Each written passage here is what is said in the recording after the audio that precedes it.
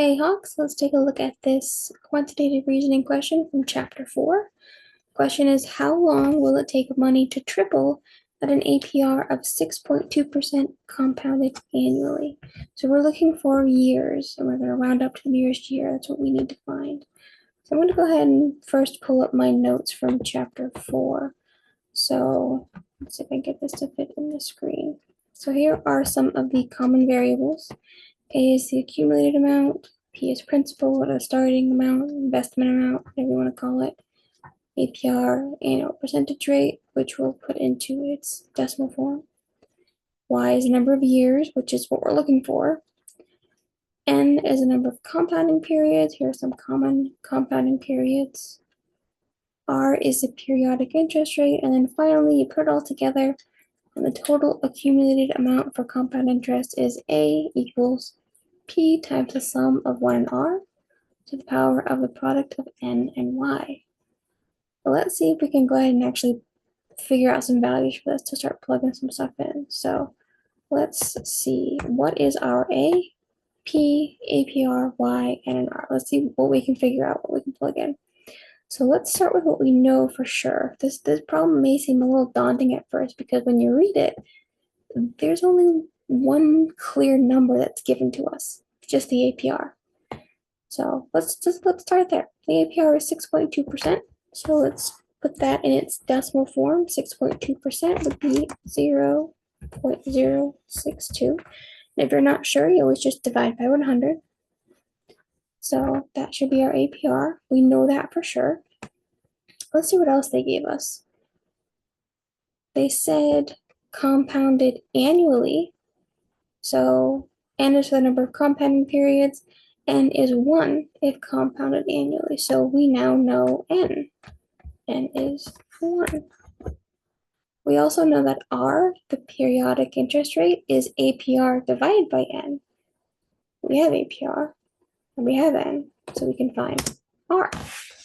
We can take the APR divided by N. Now, since N is 1, anytime you either multiply something by 1 or you divide it by 1, nothing really changes. It doesn't do anything. So 0.062 divided by 1 is just 0. Sorry, the point didn't work. 0.062. So we have a good amount of information. We have APR, N, R, C. Now we're looking for the number of years. So I must not have Y. That must be one thing that's missing. So Y, don't know. But I must have enough information for A and P. Now, A and P are usually represented as dollar amounts. A is the accumulated amount, P is principal. And when you reread this question, you're not going to find the dollar amounts. It doesn't say how much the principal is or how much the future value is. All it says is that we want to triple the amount. So whatever A is, it's 3 times as much as P. So it really doesn't matter what the amounts are as long as A is 3 times as much as P. It has to triple. So for instance, if P was 5, let's say you invested $5, A has to be triple that, 3 times as much. So 3 times 5 would be 15. So we can use those if we wanted to. I think for the sake of simplicity, I mean, there's literally an infinite number of things you can use. We can also approach this a bit more algebraically. I'll leave a link in the description that shows you how you could do it without making up numbers like I am here. But I think what we'll do is, let's say you invest $1 and you want to triple that. Triple that would be $3. I'm just going to use 1 and 3 for A and P. I have everything I need to plug it in. Let's go ahead and plug it in. And I will solve for Y. Let's see. So A, I said was 3. P, I picked 1 because that's, if you triple 1, you get 3. I'm just making sure it follows the pattern I'm supposed to follow. Parentheses 1 plus R. R we calculated as 0.062. And then we have exponent. Let me see if I can bring up my exponent. The exponent is n times y, n we labeled as 1, we identified it as 1, and y I do not know. So this is what I end up with here. Let's see if we can do some simplifying. There's a couple things we could do. You know how we said earlier that multiplying or dividing by 1 doesn't make a difference? Well, I have multiplication by 1 right here and right here. That won't really do anything. When you multiply by 1, you don't change anything. So I can actually go ahead and ditch those 1s. Not the one inside the parentheses, that's different because that's what we're adding here. Just the ones that are being multiplied, those can go goodbye. So we end up with this, a little simpler, not bad. We can go a little more. We can do, let's see, oops. We can go ahead and add what's in the parentheses. So, oops, sorry, I'm trying to make that the right size. We can add 1 plus 0.062. Okay. One is so y.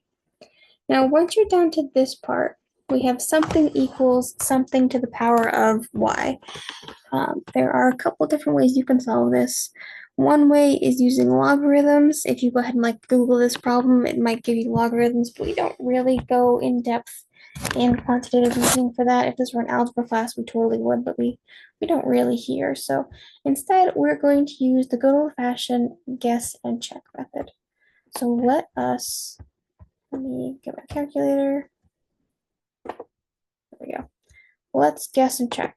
So I'm going to type in, actually, I don't even need the parentheses anymore. I'm going to type in 1.062 to the power of, and let me guess. How many years do I think it might take? I don't know, maybe 5 years. And my goal is to get an answer of 3. That's what I'm trying to get. Okay, I got 1.3, so 5 years, not enough. Let me try 10 years. Let's do 1.062 to the power of 10. Will this get me 3? No, but I'm getting there. Let me try 20. 1.062 to the power of 20. Aha! I got 3, but it's higher than 3. I'd like to get as close to 3 as possible. So maybe I can get a little closer than that. 3.3 is really good, but maybe I can get closer. So I'll try 19. So 1.062 to the power of 19. Okay, pretty close. I'm still a little bit over. Let's see. Let's just check and see if I can get any closer. So we tried 19. Let's try not 20, 18. To the power of 18. Okay, now I'm too low. 2.9. It does this does technically round up to 3 if we were asked to round, but we weren't asked to round this part. We were asked to round up to the where to go? Round up to the nearest year. So 18 years gets you close, but rounding up does give us 19. 19 ended up being the closest because when we plugged in 19 for the number of years, 1.062 power of 19, we ended up with just a little bit over 3. But technically, the exact answer is between 18 and 19 years, but for the sake of this problem, they asked us to round up to the nearest whole year, so we would get 19. So using guessing and checking, we find that 19 years does it. It takes 19 years to triple whatever amount of money you put in. Now, like I said, I picked 1 and 3. You could have done 5 and 15. You could have done 3 and 9. As long as A is 3 times as much as P, it will always work.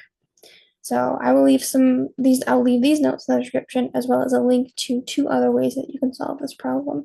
And if you have any questions, as always, you can feel free to let me know.